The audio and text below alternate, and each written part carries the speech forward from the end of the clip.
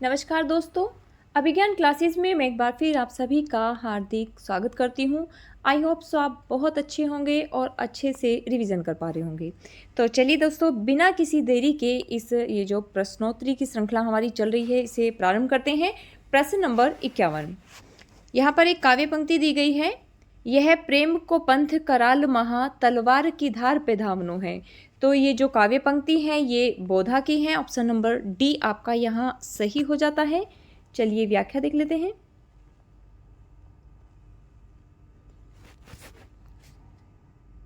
रीतिकालीन रीति मुक्त कवियों की काव्य पंक्तियां यहाँ कुछ दी गई हैं, उनको देख लेते हैं। घनानंद की पंक्ति देखते हैं।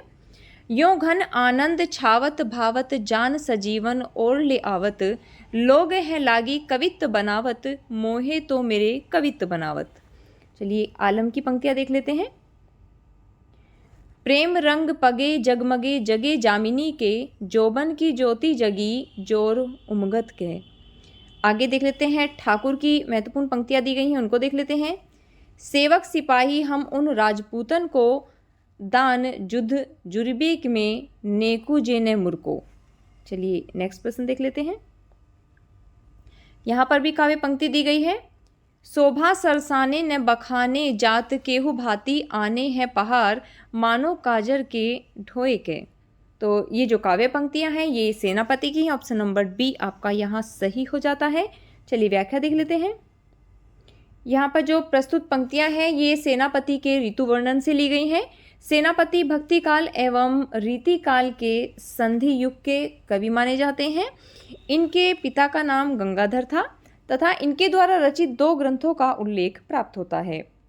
नंबर 1 है आपका कवित्र रत्नाकर और नंबर 2 है आपका काव्य कल्पद्रुम। कवित्र रत्नाकर ये 5 तरंगों में विभाजित है। इस ग्रंथ में कुल मिलाकर के 294 छंद हैं।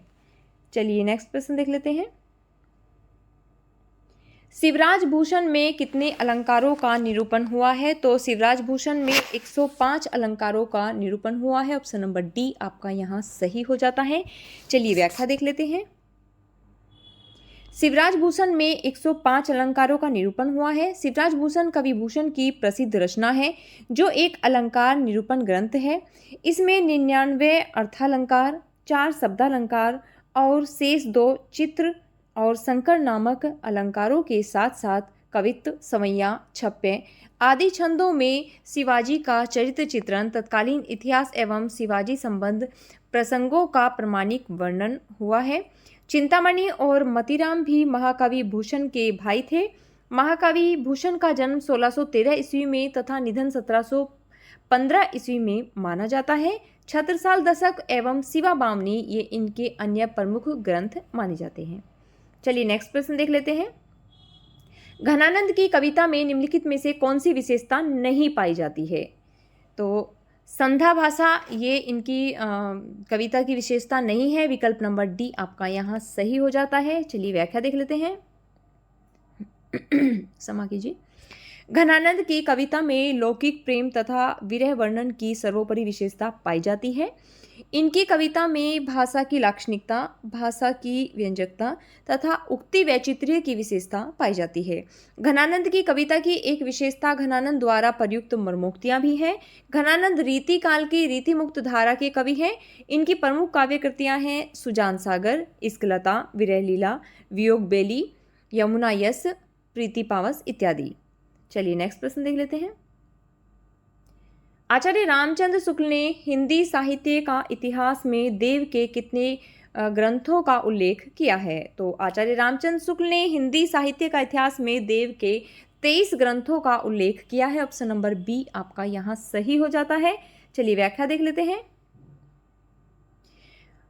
रामचंद्र शुक्ल ने हिंदी साहित्य का इतिहास में देव के 23 ग्रंथों का उल्लेख किया है जो इस प्रकार है। भाव विलास, अष्टयाम, भवानी विलास, सुजान विनोद, प्रेम तरंग, राग रत्नाकर, कुशल विलास, देवचरित, प्रेम चंद्रिका, जाति विलास, रस विलास, काव्य रसायन या शब्द रसायन, सुख सागर तरंग, वृक्ष विलास, पावस विलास, ब्रह्मा दर्शन 25, तत्व दर्शन 25, आत्मदर्शन 25, जग दर्शन 25 और रसानंद लहरी, प्रेम दीपिका, नक्शिक और प्रेम दर्शन। चलिए आगे की व्याख्या देख लेते हैं। सर्वप्रथम शिव सिंह सेगर ने देव की रचनाओं की संख्या 72 बताई है। कुछ विद्वानों ने इनके 52 ग्रंथों का उल्लेख किया है। चलिए आगे देख लेते हैं। इसमें कहा गया है कि घनानंद की कविता से संबंधित सही तथ्य कौन से हैं, वो हमें यहाँ छांटने हैं। तो आपका विकल्प नंबर 1, घनानंद ने वियोग व्यथा की सैकड़ों दशाओं के मार्मिक चित्र खींचे हैं, ये बिल्कुल सही है। इसके साथ साथ आपका विकल्प नंबर 4 देख लेते हैं, 3 देख लेते हैं, क्योंकि अभिधा मूलक का प्रयोग तो इन्होंने नहीं किया है। घनानंद के यहाँ प्रेम का विषय सांसारिक प्राणी भी हो सकता है और परमेश्वर भी। तो विकल्प नंबर आपका 3 भी आपका सही हो जाता है। तो यहाँ पर आपका विकल्प नंबर 1 और 3 ये दोनों सही हो जाते हैं। ये हमें यहाँ ऑप्शन नंबर बी में देखने को मिल जाएंगे। चलिए व्याख्या देख लेते हैं एक बार। घनानंद की कविता के संदर्भ में सही तथ्य इस प्रकार हैं। घनानंद ने वियोग व्यथा की सैकड़ों अंतर्दशाओं के मार्मिक चित्र खींचे हैं तथा घनानंद ने यहाँ प्रेम का विषय सांसारिक प्राणी भी हो सकता है और परमेश्वर भी। चलिए आगे देख लेते हैं। यहाँ पर एक दोहा दिया गया है, इसमें देख लेते हैं। तो पर वारो उर्वशी सुनी राधिका राधिके सुजान, तू मोहन के उर्वशी हवे उर्वशी समान। तो इस दोहे में सखी राधा से क्या कह रही है? तो इस दोहे के अंतर्गत सखी राधा से कह रही है कि इसमें वे राधा के रूप की तारीफ करके उनका मान छुड़ाती हैं। ऑप्शन नंबर डी आपका यहाँ सही हो जाता है। चलिए व्याख्या देख लेते हैं। इस दोहे में सखी राधा के रूप की तारीफ करके उनका मान छुड़ाती है। यह पंक्ति बिहारी द्वारा रचित बिहारी सतसई से ली गई है। चलिए आगे देख लेते हैं। निम्नलिखित में से क्या क्या यहाँ पर केशव दास के बारे में सही कथन दिया गया है? नंबर 1, एक तो वे इंद्रजीत सिंह के दरबारी कवि थे, बिल्कुल सही है। इसके साथ साथ आपका कि इनकी कृति वीर सिंह देवचरित है, यह भी बिल्कुल सही है। अभी हमने पीछे के जो प्रश्न है उसके अंतर्गत हमने जो व्याख्या पढ़ी थी उसमें हमने देखा था कि वीर सिंह देवचरित ये इनकी रचना के अंतर्गत आती है। तो आपका विकल्प नंबर 1 और 4 दोनों सही हो जाते हैं। ये हमें ऑप्शन नंबर डी के अंतर्गत देखने को मिल जाएंगे। चलिए, केशव दास ये इंद्रजीत सिंह के दरबारी कवि थे तथा इनकी कृति वीर सिंह देवचरित है।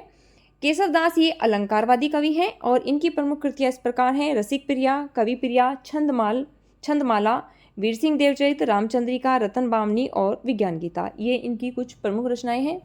चलिए आगे देख लेते हैं। यहाँ पर कुछ रचनाएं उनके रचनाकार दिए गए हैं। श्रृंगार मंजरी इसके रचनाकार चिंतामणि रहे हैं। साहित्य सार ये मतीराम की रचना है। रस सारांश ये भिखारी दास की है। प्रेम चंद्रिका ये देव की रचना है। अभी हमने जो व्याख्या देखी थी उसके अंतर्गत देव के जो ग्रंथ दिए गए थे उसके अंतर्गत यहाँ में प्रेम चंद्रिका भी हमें वहाँ देखने को मिली। इस प्रकार इनकी सभी रचनाओं को आपको याद रखना है। एक बार इनका सुमेलित रूप देख लेते हैं। श्रृंगार मंजरी ये चिंतामणि की है। साहित्य सार मतीराम की रचना है। रस सारांश भिखारी दास की है। प्रेम चंद्रिका ये देव की रचना है। चलिए अंतिम प्रश्न देख लेते हैं। भाषा भूषण का विवेच्य क्या है? तो भाषा भूषण का विवेच्य ये अलंकार रहा है। ऑप्शन नंबर बी आपका यहाँ सही हो जाता है। चलिए व्याख्या देख लेते हैं। भाषा भूषण ग्रंथ के लेखक जसवंत सिंह है। इस ग्रंथ में 212 दोहों में अलंकारों का निरूपण है। जसवंत सिंह हिंदी साहित्य के प्रधान आचार्य या शिक्षक के रूप में प्रसिद्ध हैं। इनकी प्रमुख रचनाएं हैं प्रबोध चंद्रोदय, अप्रोक्त सिद्धांत, अनुभव प्रकाश, सिद्धांत सार इत्यादि। तो चलिए दोस्तों, आज का ये लेक्चर यहीं समाप्त करते हैं और अगर आपको ये प्रयास अच्छा लग रहा है तो इसे लाइक, शेयर और सब्सक्राइब कीजिएगा। Thanks for watching.